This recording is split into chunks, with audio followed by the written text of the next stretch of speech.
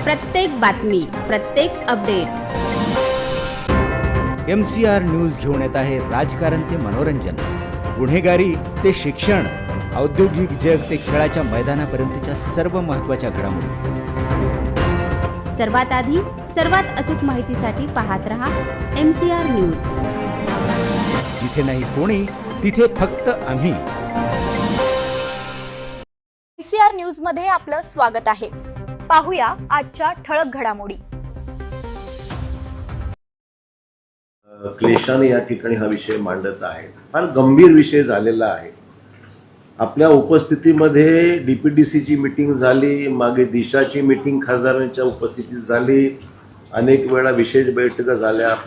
काहीही परिणाम संबंधित अधिकाऱ्यावर अजिबात या ठिकाणी नाही.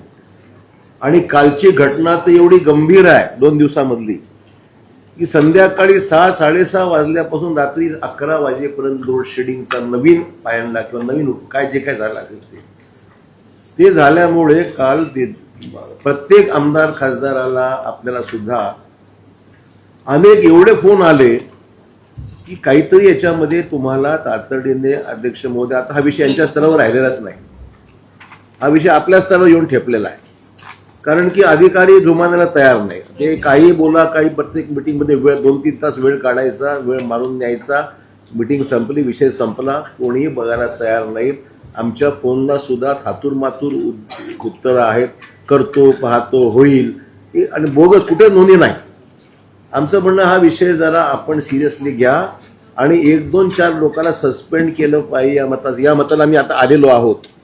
आतापर्यंत आम्ही फार धैर्याने घेतलं, फार संयमाने घेतलं, फार हिमतीने घेतलं. अधिकारी डिमोरलाइज होऊ नये, कोणाला त्रास होऊ नये, विनाकारण हा प्रश्न आपण चिघळू नये म्हणून आम्ही फार विषय हा संयमाने घेतला.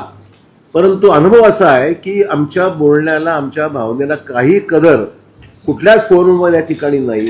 एवढ्या गोष्टी काय मुख्यमंत्र्याकडे रोज घेऊन जायचं का? शासनाची बदनामी ह्याच्यामध्ये करण्याचा यांचा हेतू असं मला स्पष्ट मत नाही. आणि शासनाची बदनामी करायची, लोकांमध्ये प्रक्षोभ निर्माण करायचा, आणि आम्ही काय करू, मी हतबल लावते म्हणायचं. आमचं म्हणणं आहे अध्यक्ष महोदय, याच्यामध्ये आम्हाला तुमच्याकडून ठोस आश्वासन नाही, कृती पाहिजे. आता आश्वासन नाही, आता कृती पाहिजे आम्हाला की नेमकं काय. आता लोड शेडिंगचा टायमिंग काय ठरवतात, कोणाला विचारतात, काय ठरवतात. संध्याकाळी 7 वाजल्यापासून रात्री जेवणाची वेळ आहे, मुलांच्या अभ्यासाची वेळ आहे, घरची परिस्थिती लोकांची अडचणीची आहे, शेताला जावं लागतं, पाणी द्यायची वेळ आहे. आमचं म्हणणं, पहिल्यांदा मागणी आमची अशी आहे की हे सगळं लोड शेडिंग टायमिंग जे आता चुकीचं दिलंय ते तातडीनं आजच्या आज बदलून दुपारी केव्हाही काही करा, पण संध्याकाळीचे जे टायमिंग केलेलं आहे अतिशय चुकीचं आहे. हा पहिला विषय आहे.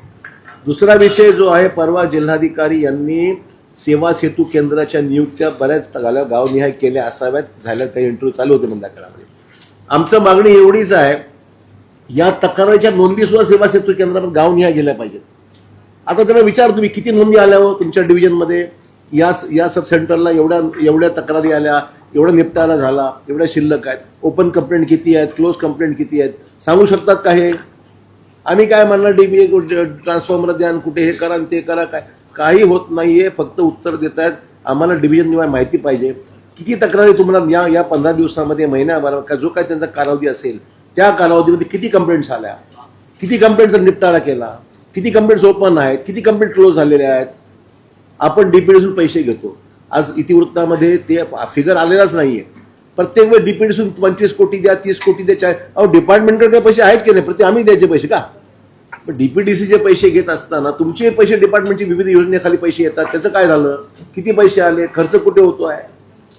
अध्यक्ष महोदय, 3-4 विषय आहेत, परंतु इथे फक्त 3 तास घालवायचे, हो म्हणायचं, वेळ मारायची, आणि पुढचं पुन्हा 30 पर. तर ह्याला सेतू केंद्रावर नोंदी असल्या पाहिजेत. म्हणून सर्व्हिस सेंटर सुरू करा, लोकांचे कॉल्स घ्या, फोन घ्या, तक्रारीचा टोकन नंबर द्या, त्याला रिप्लाय करा. काही घडत नाही. म्हणजे रिस्पॉन्स सेल नावाचा प्रकारच नाहीये.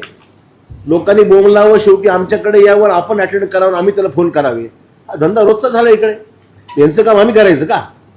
लोकांची काही चूक नाही आहे. ही सर्व्हिस इंडस्ट्री आहे, आणि मग खाजगीकरण करायचं नाही म्हणून बॉम्ब, खाजगीकरण करायचं नाही, मोर्चे, अमुक संपत. मग तुम्ही सर्व्हिस इम्प्रूव्ह करा ना. तुमची सर्व्हिस इम्प्रूव्हमेंट होत नाहीये, काही करायचं नाही, उत्तर नाही. अध्यक्ष महोदय, आम्हाला याच्यामध्ये तुमच्याकडून न्याय पाहिजे आहे आणि कृती पाहिजे आहे. नुसतं पुढच्या मिटिंगमध्ये उत्तर देतो सांगतो हे चालणार नाही. आमदार बाबूरावजींच्या वक्तव्याला माझं पूर्ण समर्थन आहे. प्रत्येक बातमी, प्रत्येक अपडेट. MCR न्यूज घेऊन येत आहे राजकारण ते मनोरंजन, गुन्हेगारी ते शिक्षण, औद्योगिक जग ते खेळाच्या मैदानापर्यंतच्या सर्व महत्त्वाच्या घडामोडी. सर्वात आधी सर्वात अचूक माहितीसाठी पाहत रहा MCR न्यूज. जिथे नाही कोणी तिथे फक्त आम्ही.